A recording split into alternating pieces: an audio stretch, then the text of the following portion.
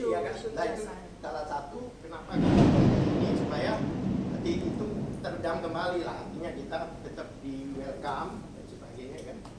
Nah, yang mana kan ini kan bukan masalah ijazah, tapi ada 12 orang anak bangsa yang lagi ada kemungkinan ditersangkakan dengan pasal-pasal yang tidak jelas.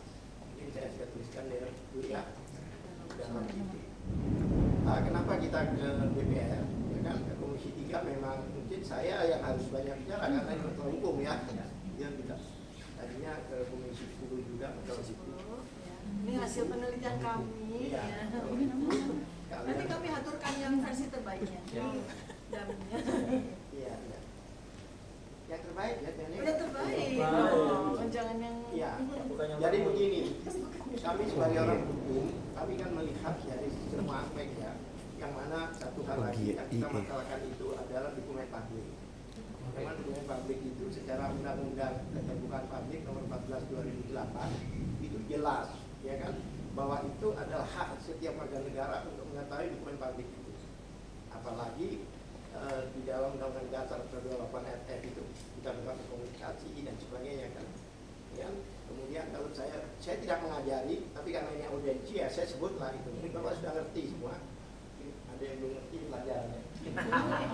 Jadi sangat bagus Pak, bagus Bapak letakkan posisinya. Dari ya. Sekarang saya melihatnya satu di dalam pasal 1 poin 3 dari Undang-Undang Keterbukaan Publik tadi itu kan jelas, ya kan, bahwa setiap lembaga negara atau institusi negara, baik itu legislatif, yudikatif, dan lembaga lain, jika mendapatkan dananya dari APBN itu adalah lembaga publik. Itu jelas. Oleh sebab itu, mereka mempunyai kewajiban untuk menjelaskan pada publik. Dalam arti pasal 2-nya sendiri di pasal itu bahwa namanya dokumen publik itu dokumen yang terbuka dan dapat diakses oleh siapapun juga. Selain Undang-Undang Dasar sudah jelas ya, ya kan? Terbuka. Nah, pasal 4 sudah jelas di situ, tertulis di situ adalah setiap warga negara itu berhak mengakses. Karena ijazah itu kan digunakan untuk mengajukan sebagai persyaratan presiden. Jadi ini jelas ya. Sekarang bayangkan Pak, mungkin Bapak dan sebagainya ini sebagai pejabat publik, jangankan ijazah, hartanya pun harus diklaim. Ya kan? Itu jelas ya. Bukan hanya ijazah, hartanya pun harus diklaim. Ya kan? Nah, kemudian kami sekarang juga mengirimkan surat ke setiap lembaga itu, UBM, KPU dan sebagainya itu, yaitu ke pejabat informasi dan pejabat ya pengelola informasi dan dokumen. Kan semua kan ada dilekatkan situ. Itu memang itu adalah amanat undang-undang itu. Yang pasal 14 ini tadi. Undang-Undang nomor 14 tahun 2008 itu. Kami kirimkan, dan yang kami heran tiba-tiba KPU mengeluarkan keputusan KPU tanggal 21 Agustus kemarin. Bahkan yang menyatakan bahwa dokumen semua persyaratan ini adalah dokumen tertutup. Tapi dia merujuk ke pasal 17 dari undang-undang itu, huruf H. Jelas itu, memang ada sistem pendidikan apa tertutup. Tetapi pasal 18 ayat 2 A dan B, selama itu digunakan ada dua hal, yang A, ya kan, boleh dibuka asal ada persetujuan yang bersangkutan. Yang kedua, selama dia digunakan sebagai jabatan publik, ya dibuka. Tapi itu tidak dirujuk pasal ini. Nah ini kan apa maksud KPU melakukan ini? Ini kan perlu dipertanyakan, ya kan? Nah bahkan undang-undang itu sepahaman kita tidak berlaku surut. Ini kan berlaku surut. Itu untuk yang ke depan mungkin ya kalau memang itu digunakan. Tapi saya juga itu dia punya apa penjelasannya dalam kajian-kajiannya mengatakan demikian. Dia menggunakan berlindung di pasal 17 itu, tapi pasal 18 tidak disinggung. Ini perlu juga dipanggil oleh DPR ya, ada apa ini? Komisi 2 satu, dua, apanya? Apanya dua? Kalau KPU, nggak apa-apa nanti kita. Ini pelanggaran hukum. Iya.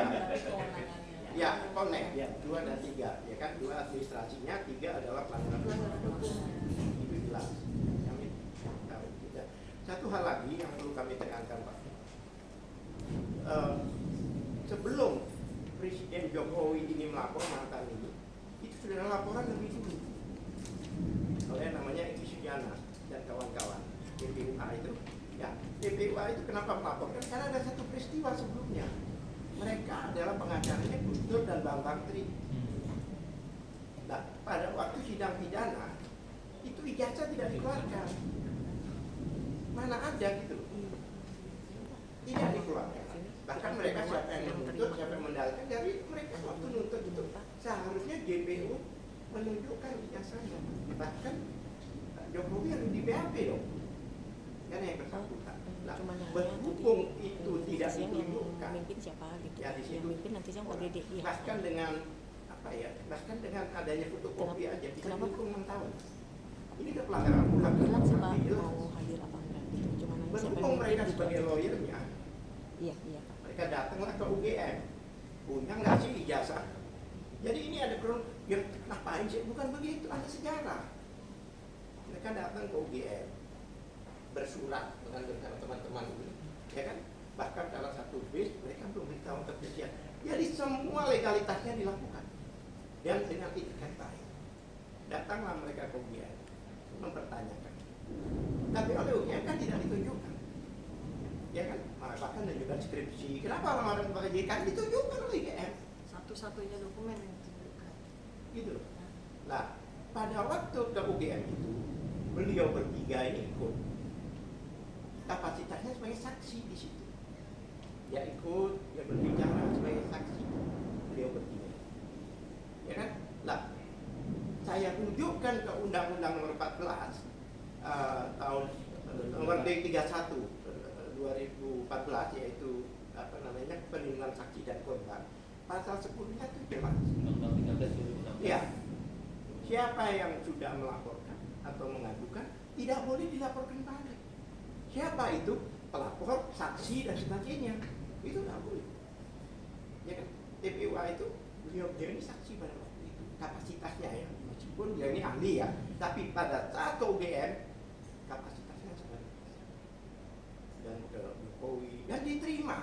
Tidak ada chaos, tidak ada teriak-teriak, tidak ada. Kalau teriak-teriak kan tidak diterima. Diterima. Jadi bagi tiket baik. Nah, oleh sebab itu polisi ini seharusnya tidak boleh melaporkan mereka karena sudah dilaporkan lebih dahulu. Jadi pasal 10 itu sebenarnya untuk kepentingan pelapor. Pasal 10 itu. Bayangkan kalau setiap ada orang laporan dilaporkan balik, nggak ada pelapor. Orang pada takut melapor. Tutup itu kantor polisi. Ya kan? Ini fakta. Lah, kemudian menarik. Pada saat melaporkan, Egy Sujana sakit waktu diperiksa itu. Pada waktu mereka melapor, diarahkan ke pengaduan Dumas. Jadi bukan mereka mendumas, mereka diarahkan ke Dumas. Waktu itu bulan Desember itu. Lah, terus nggak diapa-apain. Tiba-tiba Jokowi ngelapor, tiba-tiba diprosesin. Ini simsalabim. 30 April. Tiba-tiba diproses. Ya kan, dilidik, dua-duanya dilidik. Dua-duanya dilidik. Tadi diproses. Lah, pada saat diproses itu, nggak tahu gimana ceritanya, tiba-tiba ijazahnya Jokowi ini diperiksa di laboratorium. Kan lucu. Itu masih anunya begitu lebih parah lagi. Diperiksa di laboratorium. Kan lucu, biasanya ngajukan itu ke pelapor. Dan satu hal lagi, Barreskrim mengakui bahwa TPUA sudah kami lihat tidak terdaftar di AHU. Bagaimana orang yang melapor malah disatroni? Orang melaporkan maling, ya kan ada pelapornya yang dimasalahin. Ini agak aneh. Big question mark. Kita orang hukum ya. Ini logika awam aja udah gak benar. Jelas ya. Lah, kemudian diperiksa di laboratorium pada posisi Dumas. Penyelidikan aja belum, anggap penyelidikan. Penyelidikan itu kan artinya mencari ada tindak pidananya atau tidak. Nah, mereka ini selama ini tiap tanya mereka nggak jawab. Kami itu ngapain? Kami itu salah apa? Nggak jelasin. Tiba-tiba dipanggil begini dan sebagainya, terus diciptakanlah beberapa kelompok-kelompok yang nggak jelas itu lapor juga. Nanti dibalik, ijazah minta, ini yang maju. Tapi ini pun tidak ada dasar, nanti saya jelaskan semuanya. Ini penting, ini kan masalah hukum ya. Beliau orang hukum.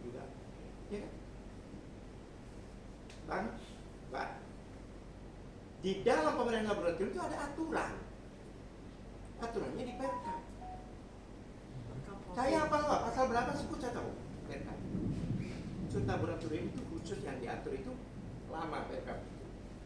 Yaitu Perkap nomor 10 tahun 2009 dan belum ada gantinya. Ya kan? Coba dicek di situ ada Perkap itu. Ya, itu adalah Perkap mengenai pemeriksaan TKP dan laboratorium barang bukti di laboratorium forensik. Di laboratorium forensik. Itu ada pemeriksaan seperti itu. Di dalam Perkap itu pasal 10-nya jelas. Jika pemeriksaan laboratorium itu wajib di situ bukan sunnah. Jadi kalau wajib nggak sholat masuk neraka kan? Ini wajib. Wajib itu persyaratan teknis dan formil dan teknis. Formil itu yang legalitasnya, teknis itu tergantung masalahnya. Kalau senjata begini, ini begini diatur itu semua. Ya kan? Itu wajib dilengkapi oleh beberapa poin. Wajib. Satu, adanya laporan polisi. Ini belum ada laporan, masih dumas. Dan laporan polisi itu biasanya merujuk ke pasal yang dikenakan berapa, peristiwanya apa. Jadi kalau seandainya yang diperiksa di Barreskrim itu dipakai di ini nggak bisa, nggak nyambung.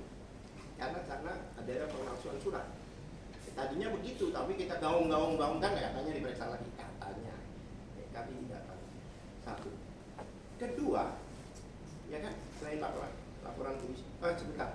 Sebelum persyaratan itu, persyaratan yang tadi itu ada 45 poin itu harus dilengkapi, tidak boleh satu pun tidak ada. Bahkan jika kita melapor pasal 10 itu ya, persyaratannya itu kurang satu harus dikembalikan. Ngomong Perkap. Perkap itu peraturan Kapolri, kalau menteri peraturan menteri ini ada di perundang-undangan. Satu, ya kan? Di dalam etisnya itu, satu, kalau memang tidak lengkap harus dikembalikan dalam waktu 14 hari. Saya juga sebenarnya dari mapping dan konstrukturan fakta Bapak sebagai orang hukum tadi, terus dikaitkan dengan pertemuan kita hari ini dalam DPR, kami bisa mengambil peran yang mana? Gini, Enggak? Supaya itu kan kronologis, kita sudah dapat tuh. Intinya gini, Prof. Intinya gini, Prof. Jadi kita sebentar ya Pak, tadi. Intinya kita datang ini itu untuk mengembalikan juga marwah DPR. Kenapa? Karena kan kita sekarang sering dengar tuntutan adik-adik juga, Prof. Itu kan DPR, inilah saatnya. Insya Allah DPR itu kita gunakan lagi. Saya dulu pernah di sini, jadi respon DPR terhadap kalau ada masalah di masyarakat itu poinnya di situ. Kan sudah jelas persoalan ini yang terakhir ini sudah mulai dari awal tahun sampai dengan sekarang ini persoalan tentang dugaan ijazah palsu ini sudah mengemuka dan kami sudah sampai kesimpulan ini bukan cuma dugaan. Dalam buku ini itu jelas banget ya, itu bahwa itu memang 99,9% itu palsu. Ini teknis ya. Ya teknis. Biarkan isi buku dan lain sebagainya. Jadi kepengen supaya Komisi 3 ada respon. Betul, itu udah poinnya. Mendudukkan. Iya, mendudukkan pihak-pihak. Undanglah kami. Itu loh, Prof. Undanglah kami. Ini opo ribut-ribut gitu loh. Dan begini, Ya. nah, ini demi keadilan ya, penegakan hukum harus dikonfrontir, Pak. Nah, iya. Jadi kan gini ya Mas Iya, Yoeng, iya. kadang kita juga tidak mau overlapping flow itu, Monggo, dan iya. teman-temannya juga bisa memahami. Setuju. Kadang waktu kita masuk dalam proses ini, Uh-huh. kan mereka merasa teman-teman itu sedang berjalan, betul nggak? Sering sekali kalau kita masuk di tengah itu mereka kan juga belum selesai. Apa-apa. Walaupun dulu kita juga sering begitu. ya, ini Kalau makanya satu. walaupun nanti kita akan telah nih, Ya, enggak? ya. Yang tadi dibilangkan, Ya. karena ada dua fakta Ya. yang mungkin dengan dua peristiwa yang berbeda-beda. Ya. Jadi kan tiket masuknya atau itu kok berbeda nih kisahnya. Ya. Ya kan dari teman-teman Bu Tifa dan teman-teman yang lain bilang tadi dulu, ini bangunan pembuktiannya ke sini. Betul. Kok tiba-tiba Diarahkan jadi begini ya. kan begitu kan? Yang dari sono, kenapa kami itu dilaporkan dengan dugaan pencemaran nama Ujaran baik, kebencian, penghasutan. pencemaran nama baik. Nah, sekali lagi kan Penghasutan. ranahnya teman, makanya kan kalau Komisi 3 kemudian nanti mengadakan iya, tuh, panggil aja gitu loh kita sangat siap. Jadi gini, kita itu kan minta audiensi. Makanya kami supaya semuanya jelas. Sebelumnya saya perkenalkan diri saya ini, kebetulan saya ini adalah ketua hukum di Dewan Pakar PKS. Saya Cina saya kenal saya. Saya ketua klaster hukum di Dewan Pakar. Nah, makanya saya mekanismenya itu supaya tahu, karena ini kan masalah hukum, makanya saya lihat tadi kan aturan dikembalikan ya kayak P21 lah Pak. Bahkan kalau sudah 2 kali tidak lengkap, tidak boleh diperiksa. Nah, syaratnya tadi saya belum sebut. 1, laporan, adanya laporan polisi. Kesimpulannya apa? Ya kesimpulannya di Dumas atau di penyidikan ya nggak boleh dong, mana ada. Sekarang posisinya Bu Tipa sama Mas Roy dalam tahap apa sekarang? Terlapor, tapi udah Tapi belum tersangka, belum ada kan penetapan tersangka? Belum. Nah ini yang saya sudah khawatirkan, penyidikan. keduluan nanti. Saya Oke, izin boleh Ya, izin? monggo. Dari saya begini ya. Jadi ini kan kami kalau boleh dibilang kami bertiga. Ini kan dari 12 itu ada 3 klaster. 12 orang yang terlapor sebenarnya. Ada 3 klaster. Satu klaster akademisi kami Bertiga. yang sedang melakukan penelitian Ya. terhadap otentitas ijazah Jokowi dan sudah kami bukukan supaya bisa dibaca oleh masyarakat. Sebab kalau kami jurnalkan yang baca cuma akademisi kan begitu. Maka kami putuskan untuk kami bukukan supaya masyarakat semua tahu. Karena ijazah Jokowi ini kan dokumen publik dan pembuktiannya pun juga bersifat publik. Yang paling berhak untuk tahu tentang sejatinya ijazah Jokowi itu adalah masyarakat. Maka kami menunaikan kewajiban kami untuk memberikan edukasi kepada masyarakat. Maka tadi kami ke Komisi 10. Kami sowan, kenapa? Karena buku ini sudah beredar ke masyarakat. Jangan sampai Komisi 10 yang membawahi pendidikan malah tahu belakangan kan gitu. Nah sekarang dari sisi Komisi 3, ini aspirasi kami yang didukung oleh kuasa hukum kami adalah kami ini kan tidak melakukan pidana apapun. Kami melakukan jawaban terhadap pertanyaan 11 tahun yang tak ada juga jawaban dari yang bersangkutan. Sampai akhirnya harus ada korban 2, Bambang Tri dan Gus Nur. Dan itu pun juga yang bersangkutan tidak juga memberikan ijazah. Dan yang paling lucu adalah kami berkali-kali ke Polda Metro Jaya untuk mendapatkan menjalani pemeriksaan atas 2 laporan. 1 laporan Jokowi sendiri atas penyebaran nama baik dan fitnah, dan yang kedua adalah sekumpulan laporan yang disampaikan oleh, mohon maaf ya, ini kami menggunakan bahasa awam, termul yang tidak jelas jati diri siapa orang itu yang melaporkan kami atas penghasutan, ujaran kebencian dan sebagai pasal berat-berat yang 6 tahun, 8 tahun, 12 tahun, gitu kan. Nah, karena itu, sedangkan kami yang kami lakukan kan kami tidak melakukan tindakan itu sama sekali. Tetapi kenapa polisi terus mulai dari kami sebagai terklarifikasi, Ya. lalu jadi saksi, lalu jadi terlapor, berkali-kali kami sampai apal banget Polda Metro Jaya seperti apa, sedangkan kami sama sekali tidak melakukan tuduhan apapun, tidak melakukan apapun yang dituduhkan gitu. Nah, tapi kalau dari sudut pandang kami sebagai akademisi, apapun yang dilakukan oleh mereka itu buat kami sebuah resiko. Ilmuwan ribuan tahun itu kerjanya kalau nggak diracun, ditembak, dikilotin, dibakar, difitnah kan begitu ya. Jadi kami nggak care masalah itu, tapi Komisi 3 perlu Ya. supaya tidak terjadi lagi di kemudian hari. Intinya care Ya. Prof. Nah, terus kemudian dari sisi hak kami yang ingin didengarkan, kami sedih sekali dengan Ketua Komisi 3 yang seakan-akan menganggap bahwa ini bukan isu yang besar. Sensitif, ya. Iya, sedangkan pada saat gelar perkara khusus, bahkan Bareskrim sendiri menyatakan ini adalah isu nasional. Tidak menjadi isu nasional. Ini isu nasional, bahkan Itu Bareskrim yang bilang. bahkan bukan isu nasional lagi, isu internasional. Karena sudah direspon oleh para diaspora internasional. Maka kami juga dalam rangka ke Komisi 1 juga, supaya Komisi 1 juga tahu bahwa isu ini sudah dibawa oleh teman-teman yang care terhadap keadaan negara kita ini di ranah internasional. Jadi seperti itu keadaannya. Jadi bagaimana Prof sebaiknya? Saya on the way, masih dokter nih, masuknya. Oh, gitu. Doain aja. Amin, penghormatan, amin. Prof, amin. Jadi begini, Jadi Bu bagaimana? Tifa, Iya. saya mencoba, ya ini kan 2 sisi. Saya sendiri juga akademisi, rasanya Iya. ada sebuah kegelisahan tentunya sewaktu kita ingin mencari sebuah solusi. Tapi saya terus terang kan ngikutin sampai Ya. beberapa pertemuan Talk show, kita saya juga ikut segala macam menunjukkan.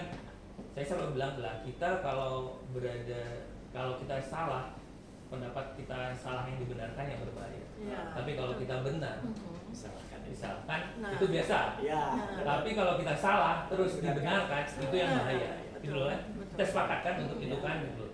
Jadi gini Bu Tifa, saya terlepas deh nanti Iya. segala macam, walaupun saya secara personal kemarin sudah diajak dalam tim ini, saya nyatakan saya juga menjadi pemberi keterangan ahli kan. Iya. Gitu loh. Ah. Saya bagaimana menyatakan sikap terlepas. Betul. Saya ada memang di Komisi 3 tapi nurani kejujuran saya untuk menyatakan. Iya. Saya yang kemarin juga bilang ya udahlah biar clear, tunjukkan ijazah asli. Iya. Sehingga teman-teman juga kalau akademisi juga keliru ya kita perbaiki. Iya, Kan betul. kira-kira kan Betul, begitu kan. betul. Karena ini kan dua-dua dengan segala aspek kan selalu kadang dibilang ini ada motif yang lain, kepentingan yang lain, terlepas lah itu dan segala Ada. macam. Tapi ya itu dua-duanya begitu Mas. Iya. Ya, kan versi ini menyatakan ada kepentingan, versi ini ada kepentingan yang lain. Ya. Kalau saya ya memang harus dibenturkan. Betul, Gitu betul loh. sekali. Kan sesuatu yang kalau sudah ada begitu kan memang harus Kelihatan. dibenturkan kan. Ya. Dilihat apa sih yang mana sih yang berlian, Iya. mana yang sebenarnya yang tidak asli kira-kira Iya. begitu segala macam. Nah, tapi lagi-lagi kita ini kan menampung melihat dan sekali lagi begini, secara dalam hukum pidana sebenarnya ini menyambung apa yang disampaikan oleh tadi teman kuasa hukum. Ya. Mas Troy, yakinlah sebenarnya dalam pidana itu Bu Tifa ada namanya alasan pembenar dan alasan pemaaf. Sekalipun perbuatan kita dikatakan melawan hukum, berarti kan kita harus mencari sifat anti melawan hukumnya, Mas. Ya, ya. Kita demam, Ya. kita cari paracetamol, Mas. Ya. Kita dituduh melakukan perbuatan melawan hukum, berarti kan kita harus cari untuk menghilangkan sifat melawan hukumnya. Apa yang sifat melawan hukumnya yang bisa hilang? Berarti sepanjang ada alasan pembenar dan alasan pemaaf. Apa yang disampaikan hari ini kan buat kepentingan umum. Betul. Nah, itu adalah salah satu alasan pembenar dan pemaaf tadi, Mas. Kalau itu masuk, lah kan gak ada kepentingan. Apalagi sudah sekian tahun, Ya. ditambah lagi tadi dibilang aneh juga kan kalau segala macam. Maksud saya dokumen-dokumen yang bersifat publik tadi bisa diakses dong. Betul. Toh kekayaan Ya. individual aja pejabat bisa Bisa diakses. Iya. Ya, sorry to say, rekening nasabah sekalipun. Oh iya. Kalau terjadi benturan dalam Harus dalam dibuka. peristiwa pidana, ya juga harus dibuka, Betul. gitu loh. Jadi menurut saya ini adalah juga yang bisa dilakukan rasiologis ini untuk memunculkan, gitu loh. Nah, lagi-lagi dalam kasus ini ya nanti kan kami diterima Bu, ya kan? Ya. Kalau saya sama Mbak Esa sama Mbak Ica oke nih, betul nggak? Tapi kan kita bagaimana menyampaikan kepada Ya. pimpinan. Ya. Oke kita ini kan kita terima Ibu, nanti Ya. kita sampaikan bahwa kita bikin telaah tentunya. Lah ini adanya begini Mbak, begini Pak, begini Bu, karena memang fenomenanya dua-dua saling melapor. Apakah nanti di pendidikannya kita minta apa berita acaranya, pada waktu pendidikan itu diperlihatkan aslinya atau tidak. Iya. Kan ini yang akan kita lihat, mungkin irisannya dengan Kesana. Komisi 3 bisanya di situ. Betul, Pak. Iya. betul, Nah, betul. untuk menentukan iya atau tidak kan belakangan. Betul, betul. Tapi setidak-tidaknya dasar mereka kemarin Hmm. waktu berita acara pendidikannya itu apa yang Iya. dilihat. Iya. Nah, mungkin ini yang nanti bisa Betul. kami Cocok. sampaikan nih Betul. Mas Roy, Cocok. Bu Tifa, Mas kuasa hukum nih, gitu loh. Cocok, Ya. Prof. Cocok ya. Cocok. Nah, jadi Saya tetap manggil Prof pokoknya. ya. Saya takut nanti jawab matur nuwun. Enggak, saya juga dipanggil Prof, tapi provokator. Oh jangan. Mas, ya apapun peran-peran kita itu Mas memang difungsikan Mas. Iya. Memang harus Mas gitu, Iya. memang harus Jadi ada. kalau Mas. tadi kita cari kalau panas kasih paracetamol, Iya. nah kita tuh melawan parasitamol. Enggak ini deh Mas. Jadi nanti Mas dan Mbak Tifa dan kuasa Iya. hukum saya kira Oke. bisa lihat gitu kan. Iya. Itu kan dilihat keadaan-keadaan yang menyertai apa itu. Kan perbuatan pidana itu juga dilihat elemennya adalah keadaan-keadaan yang menyertai. Keadaan-keadaan yang menyertai dalam hal ini kan Ini, Mas Troy, Mbak Tifa itu kan adalah keresahan publik. ini saya kompori Bro. Kalau Komisi 3 mengundang RDP atau RDPU kasus ini, oh cakep. Itu mahasiswa pasti, iya. ayo gitu Ya, lah. kita doain. Iyalah. Kalau enggak nanti Kita ada doakan. yang lain Saya nanti. tambahkan sedikit J. ya, karena narasi di surat saya ini yang itu tadi saya ceritakan. Ada satu hal lagi, ada 5 kelompok ini yang disuruh dilaporkan dengan 3 pasal. Pasal 160 KUH. Iya, pemasukan. Yang 128 ayat 2, 128 ayat 3. Saya juga orang hukum, saya paham. 160 itu sejak tahun 2009 itu deliknya sudah menjadi terima Material. Kalau dulu formil, jadi bakar ini itu udah ketangkap. Sekarang bakar harus ada yang bakar. Akibat maksudnya Iya. Harus ada akibat. Nah, ini Itu tidak ada. nggak usah hanya pasal Iya. dalam pasal kok. Yang keramaian pun nggak ada. Mereka ke Jogja pun ada putusan. Pasal 28 ayat 2 dulu itu berdasarkan syarat, ada A-nya. Sekarang cuma syarat aja. Antar golongan udah nggak ada, udah dihapus. Sekarang cuma syarat. Kita Nah, melakukan dulu, apa di situ? pintu masuk itu yang banyak orang ditahan itu antar golongan itu. Iya. Ada ini antar golongan ini, kena di situ lah. Sekarang cuma syarat. Ya kan di pasal 28 itu kan jelas walaupun orang itu melanggar minyak ada berdasarkan. Ya disitulah deliknya itu mulai dilihat. Itu jelas itu. Jelas tidak ada di Syarat. kami. Ya kan ada agama ya suku, agama, ras, warna kulit, tidak ada ijazah. Dan tidak ada dan lain-lain di situ. Di mana pidana kami kan nggak ada Nah, di pasal itu. Kenapa tidak ditolak oleh polisi? Nah, yang Ya, itu. tertarik yang terakhir 28 ayat 3 itu kebohongan yang menimbulkan keonaran.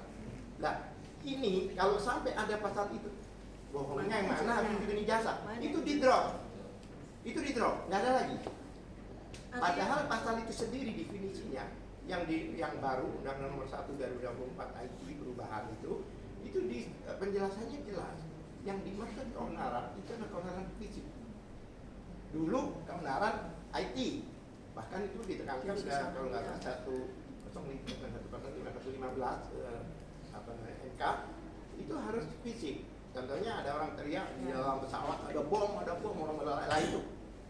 Dulu banyak yang kena karena Jadi intinya keonaran tuh fisik. tiga-tiganya tuh Pertanyaan saya, gitu loh. ini kenapa kok diterima? Kok diterima dan diteruskan itu? Saya kan tanya sama sekali. penyidik yang pintar-pintar itu, bahkan kandidnya sendiri. Anda kan melakukan penyelidikan pasal-pasal itu. Penyelidikan itu kan untuk mencari tindak pidananya. Benar nggak? Benar. Ada nggak peristiwa? Temukan apa Anda itu? Mereka ini salah tidak dijawab. Di situ. Di 3 pasal itu. Sampai saya agak sedikit sarkasmus. Kalau kalian bermain sirkus, saya bilang, kami itu pelatih gajah dan harimau itu di sirkus. Saya bilang, Jadi gini Mas Kosaku, Ya. Mas saya juga punya pengalaman. Ya. Jadi apakah ini bisa menjadi salah satu upaya hukum? Pada waktu terjadi stuck begitu, biasanya itu bisa mengajukan keterangan ahli yang ringan untuk membidik atau menelisik itu. Ada dokumen karena kan terbatas untuk melihat. Jadi waktu dihadirkan ahli kan mau nggak mau kan kecukupan fakta ada. Saya beberapa kali melakukan itu Mas.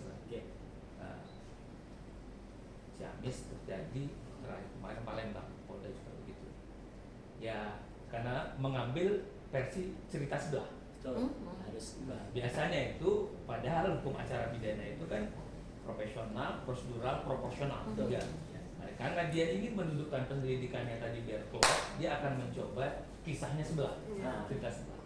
Nah, jadi tolong nanti ini juga dibantu. Maksudnya coba ajukan saksi ahli yang meringankan dari beliau-beliau. Dari situ nanti akan dapat tuh Pak Kosokum, betul nggak? Supaya dapat apa sih yang dijadikan resep atau ramuan sajian untuk itu, gitu loh. Kalau saya lagi juga menambahin satu Mas Roy terhadap kasus ini karena memang kita cari adalah kebenaran material dalam hukum acara pidana. Kebenaran material itu diartikan adalah kebenaran yang sebenar-benarnya, kebenaran yang sejati. Ya. Jadi harus ditarik jadi kausa proximanya. Kausa proxima itu harus dimaknai sebagai penyebab terdekat Mas Roy. Sepanjang kausa proximanya nggak ketemu, Iya. nggak fair dong. Nah, itu tuh. Gitu loh. Jadi nanti ini menjadi dalil yang harus dibangun oleh teman-teman. Satu-satunya Ya, itu ya kausa ijazah proximanya itu. Iya. Ijazah Sepanjang itu. kausa proximanya nggak ada, ya gimana mau narik ke lilitan yang lain? Iya. Karena penyebab terdekatnya, kalau bahasa pidana itu kausa proxima itu Mas, penyebab terdekat. Iya. Itu kalau ininya nggak muncul objeknya, ya gimana mau narik subjek? Nah, Iya. Itu loh. Jadi gini. Ini yang harus kita Iya. sepakatin ya. Gelar Gitu loh. perkara kemarin itu kan gelar perkara khusus, menarik kan? Iya. Itu semua pimpinan ada Irwasum, Iya, ada saya Pak, dengar ada itu. DPR. Iya. Saya nggak tahu siapa yang datang. Ada DPR, ada Komnas HAM, Komnas ada HAM, Kompolnas, ada Kompolnas, Ombudsman dan sebagainya. ya kan? Kami udah ke semua itu tuh. Yang menarik dengan gelar seperti itu, ijazahnya Enggak ada. Ya itu ya nggak tahu kan kabarnya kan ada 2 sesi tuh Bu Iya. Ketiva. Iya. Dokter yang pertama adalah Iya. pertama, kita nggak tahu yang momen kedua yang mana. Makanya. Iya. DM juga tidak dihadirkan. Oke. Begitu kita sudah selesai istirahat, ada Nah itu yang sesi kedua itu. Terus Sesi kedua kan? Iya. Iya. Terus satu hal lagi yang saya katakan bahwa apa namanya tadi itu perkap tadi, begitu saya mau bacakan dilarang. Wah, kami sudah tahu perkap itu saya nggak usah dibaca. Saya bilang Anda tahu, kami tahu. DPR apa tahu? Ombudsman apa tahu? Karena tahu. Yang menarik dicatat nama-nama DPR dan sebagainya. Jadi satu keputusan gelar akhir menyatakan bahwa mereka pemberhentian penyidikan itu sesuai dengan ketentuan. Ada DPR di situ, benar nggak sepakat dengan itu? Nanti kita akan telusuri ya Pak. Iya. Oleh sebab itu buat kami masih menunggu audiensi tadi, sehingga semuanya silakan bertanya dan sebagainya. Kapolri juga. Ya kan, ini kan masih Ya. pengaduan ya. Kita prolog Ya. pertama ini, tapi Mas Roy kita Siap. akan bilang sama Bu Tipa juga Hmm. dan mohon kemaklumannya dan kebijaksanaan. Ya. Di saat yang sama ini kami sedang meleksi calon hakim agung. Ya, Dan tahu. ada Saya tadi beberapa lihat, ya ya. Mas. Jadi kita sudah ada beberapa, tapi Agenda, ya. yakinlah dalam waktu yang mungkin bisa disisipkan atau pasca itu nanti setelah ini kami sampaikan Ya. dengan pimpinan untuk dapat diprioritaskan atau menjadi atensi minimal itu Ya. tadi Ya. gimana sih letak tersumbatnya tadi Ya. supaya bapak-bapak bisa melihat hasil yang tadi bagaimana yang mudah-mudahan bisa menjadi pertimbangan pimpinan. Tapi saat ini benar-benar agendanya agak sedikit padat gitu loh sampai bulan 9 itu menjelang Oktober. Mudah-mudahan tidak keduluan dari Nah, kami itu naik masalahnya. status jadi Ya, tersangka betul. ya gitu. Ini yang saya khawatirkan. Heeh. Kalau Doanya, persidangan doanya. kami siap. Tapi Ya. ini loh masalahnya. Karena pasal-pasal itu lebih dari 5 tahun ya. Ya, makanya tadi lakukan upaya itu Dokter Iya, Tipa. siap. Jadi yang itu yang dilakukan oleh teman lawyer di Palembang kemarin. Iya. Dia bilang lah, saya kalau tidak dihadirkan saksi yang menguatkan untuk melihat konfrontir itu dia nggak mau datang. Hmm. Jadi ya kasih aja di situ, Mas Roy. Gitu Iya. loh. Kalau memang mau ini bermain strategi semua ya kan gitu loh. Karena menghadapi kecerdasan. Jadi itu yang dilakukan oleh teman Iya. di Palembang kemarin hampir delay 3 bulan. Iya. Akhirnya digelar khusus lagi gitu loh. Saya bilang ya, Osa Proximanya apa? Iya. Gitu. Betul.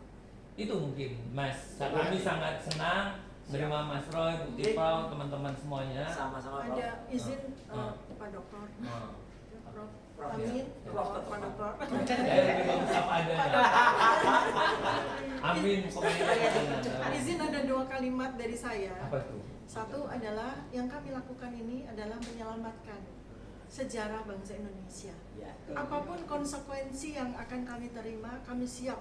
Yang penting adalah kami menyelamatkan sejarah bangsa ini supaya tidak terjadi lagi. Nanti kita punya presiden ke-11 dengan ijazah palsu, presiden ke-20 dipersoalkan oleh masyarakat dengan ijazah palsu. Sehingga ini kita memutus rantai sehingga sejarah bangsa kita itu akan menjadi cerah kembali.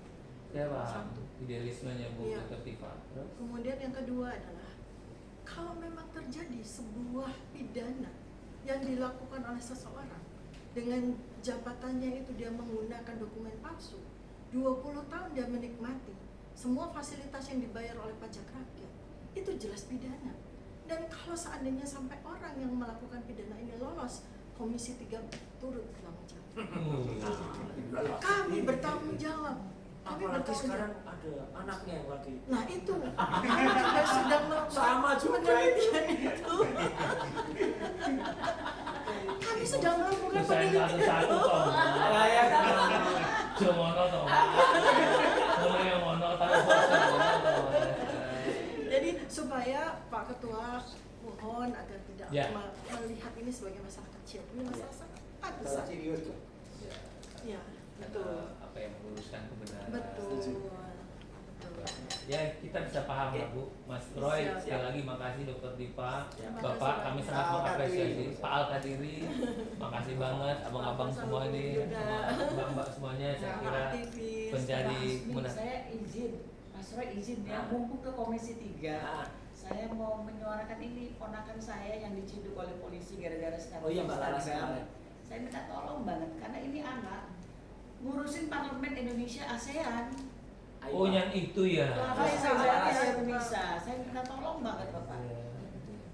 Biasa berhubungan dengan Pak Mardhani Alisera, saya sudah WhatsApp minta Oke. tolong. Cuman maksudnya begini, anak ini harusnya pada saat dia diambil itu di rumah, kan ini kan tanpa penyelidikan, Iya, jadi langsung. langsung naik jadi penyidikan dan tersangka di saat yang sama, dibawa langsung ke Barreskrim.